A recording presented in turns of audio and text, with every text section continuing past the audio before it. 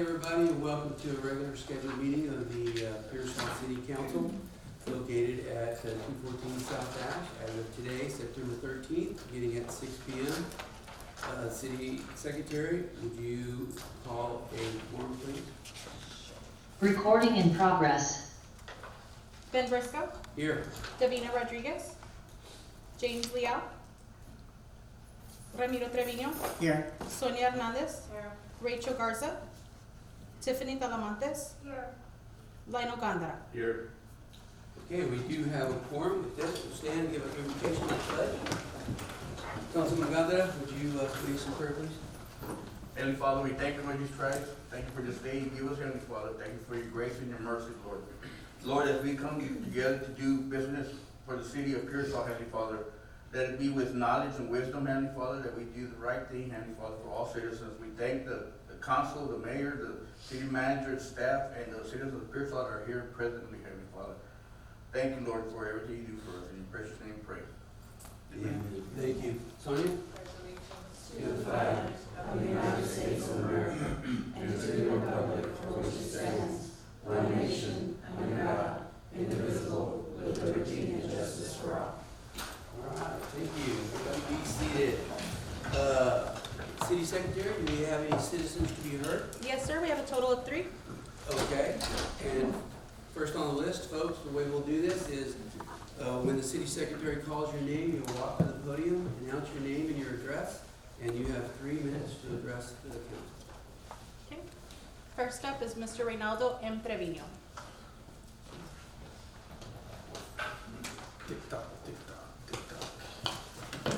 Hello, my name is Reynaldo Treviño. I am from 820 South Roosevelt. So today I'm going to talk to you a little bit about the census and your tax stuff. I signed up because I don't know if I have enough time during the public hearing, which is being limited. The census basically says that we have about 7,600 people in Pearsall. City manager will probably agree that that's probably a low number and probably incorrect, but that's what the census tells us. It tells us also that 84% of our population is of Mexican American descent.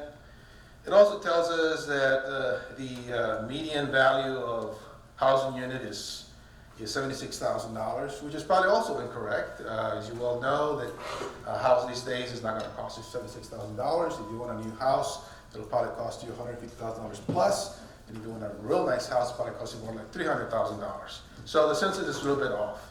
Also tells you that the gross rent is $850 per month, which is not totally correct. $800 is the median for a 2-bedroom, 2-bath.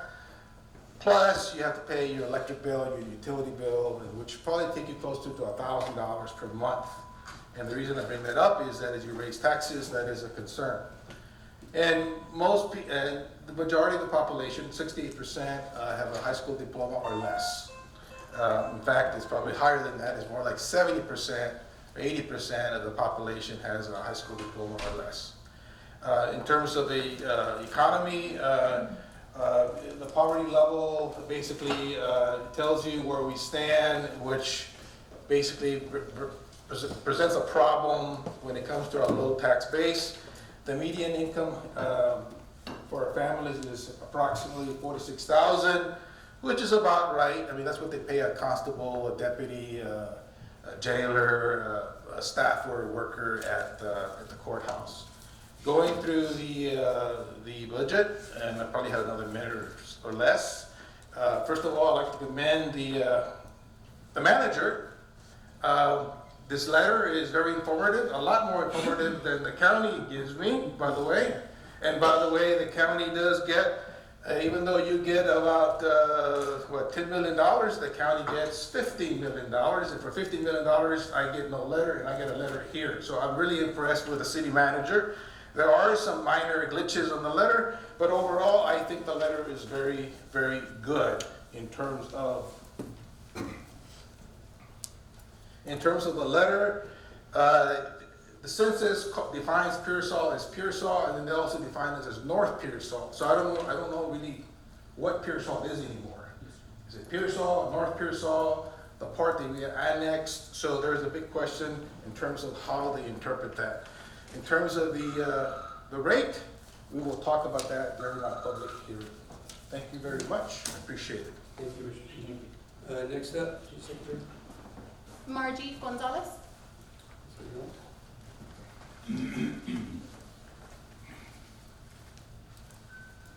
Good afternoon, Mayor and Council. I just want to talk briefly. My name is Margie Gonzalez. I want to talk briefly.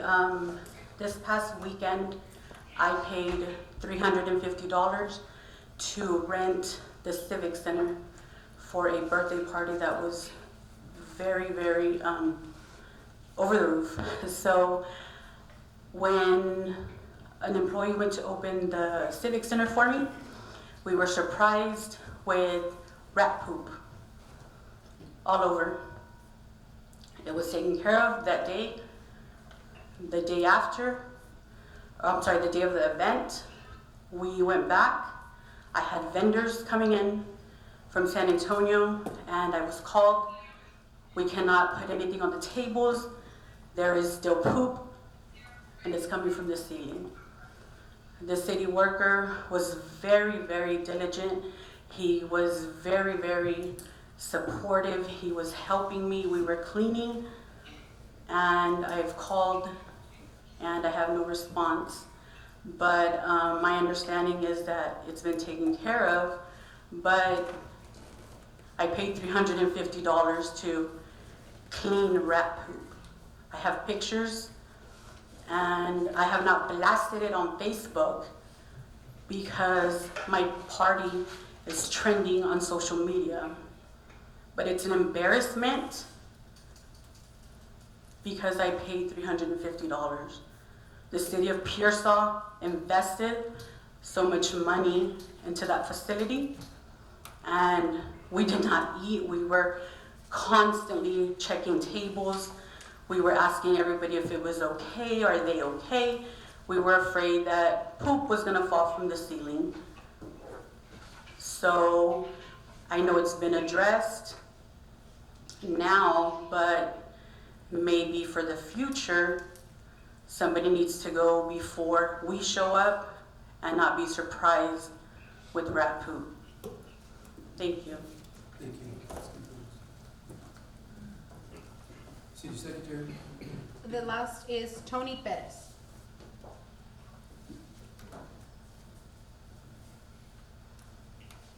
I think he is in before. Okay, I think that's the item for the road, I'm sorry. Oh, okay. Okay, then that's it. Good, that's it. All right, folks, at this time, just real quick on the mayor's message, we've got some new council members, hopefully Mr. Trevino will kind of reiterate with our other council members. There's a number of reasons why we get the packet out 72 hours or greater earlier.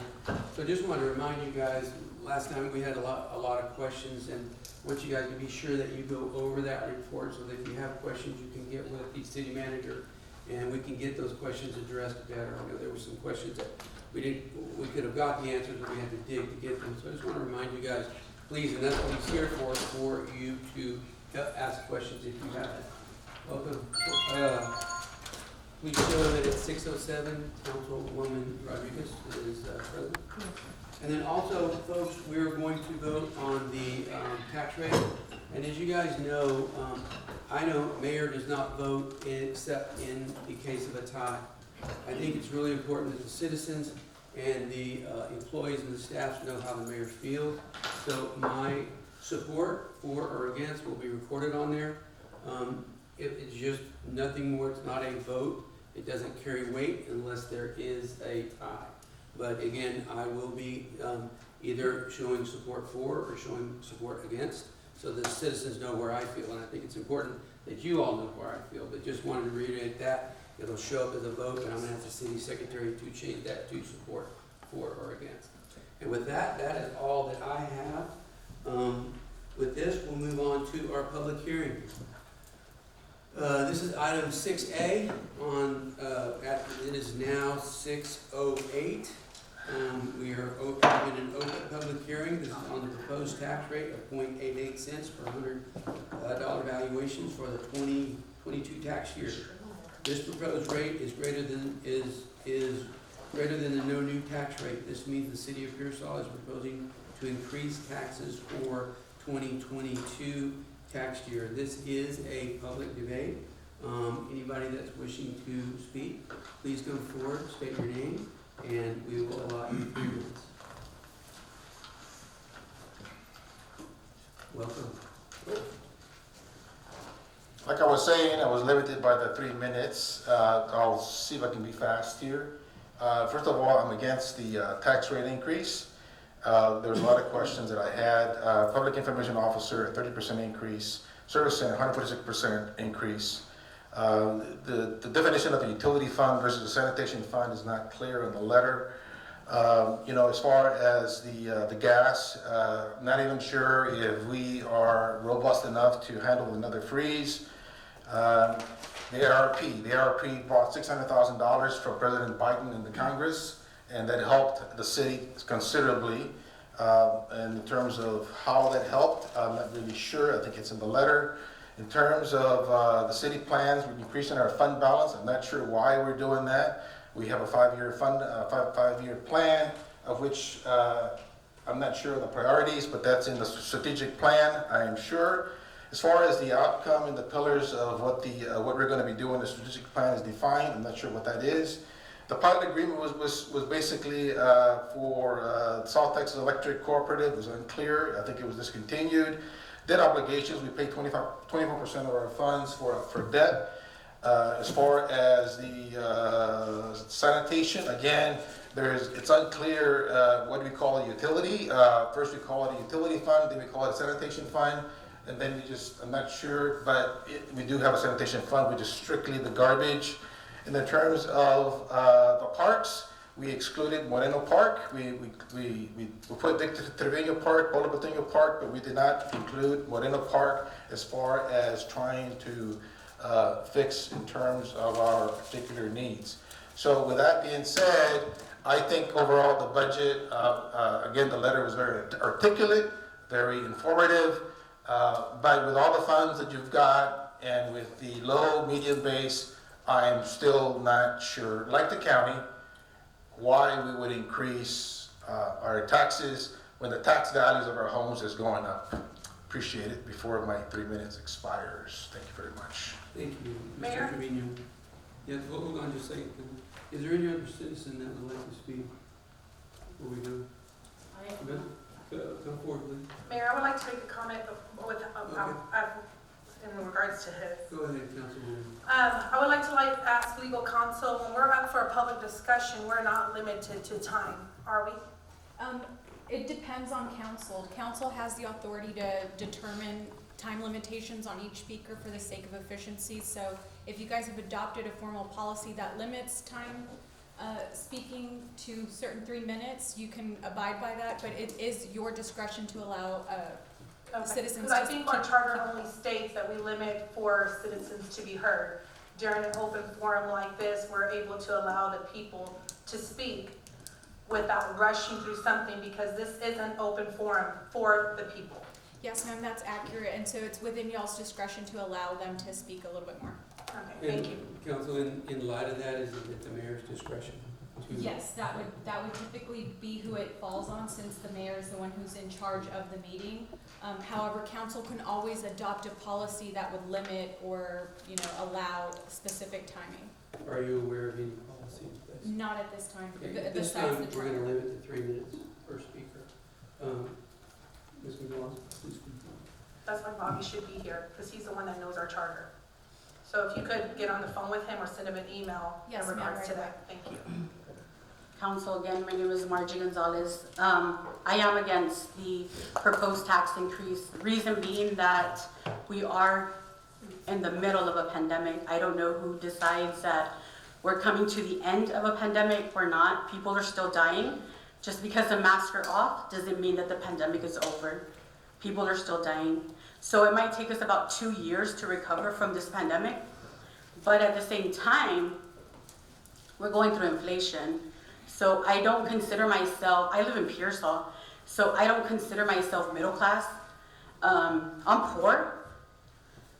So there's probably a lot of people like me that are going to struggle to make ends meet. You know, we're trying to keep up with the light, we're trying to keep up with water, we're trying to keep up with our basic bare necessities to make it by, right?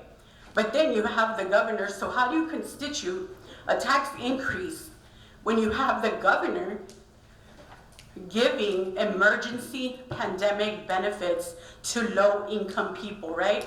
So he allotted so much money, and he's giving this to low-income people, an extra amount of money to deal with inflation. And everybody can look it up. It's not new.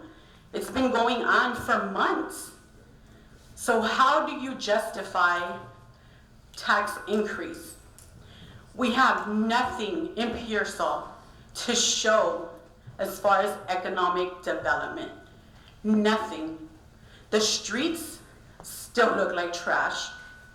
The grass is still overgrown. There is posts every day, and I can comment all day, every day, and send pictures, tag each one of you. I'm pretty sure you're tired of it, to go and take care of these right-of-ways before accidents happen. When you can do better for the citizens, then increase our taxes. Because I'm gonna be hit with, you know what? A higher rent. We should have used, you want money? Let's use the rinse and wash method from ARP funds, and let's contract CCSET, the way the county just did, to do the city of Pearsall delinquent water. Allocate so much money for that. Send your citizens with delinquent water bills to CCSET, and then cut them a check. Then, when they get their application and everything, their money's gonna come back to you. And you know what? You don't owe an explanation to anybody, because that is now the rinse. That's called wash and rinse.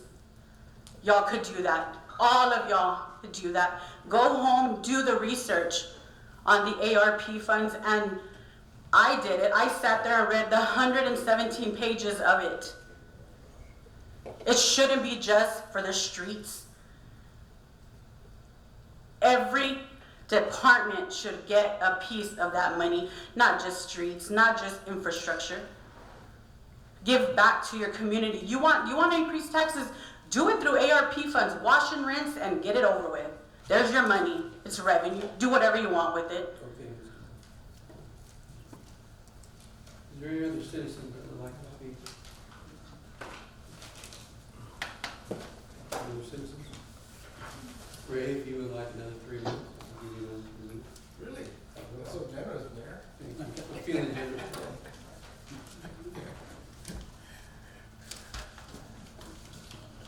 The issue on the ARP funds is interesting. I write a lot of articles sometimes they're right, sometimes they're not, but I don't have much time to write these days, because a lot of tall grass to cut. The city got, what, $600,000 from ARP, something like that? No, actually, the first tranche was 1.3 million. So you got almost $2 million total. $2.6 million. So the city got $2.6 million. The county, the last run was $3.9 million. I'm not even adding what the school got. But I'm guessing overall this county got like $10 million from ARP. And the American Rescue Plan passed by President Biden basically says, this is for the people. The people, right? Well, city council people, Bureau County people, school board people, they interpret what people means. People means like, oh, we're gonna put bulletproof vests for our deputies, a laptop for our deputies. It means improving sanitation for the city or whatever municipal, and Pearsall is not unique. All the cities are doing that. They're taking that money, minimizing their tax increase, right? But in actuality, that money was supposed to be for the people. If you were to take all that money put it in one big check and give it to the people that really need it, I'm guessing every citizen here probably should get a $500 check from city, school, and county. But nobody wants to do that, okay? But in respect to the tax base, the issue in the tax base is that if you have a higher income or a larger valued home,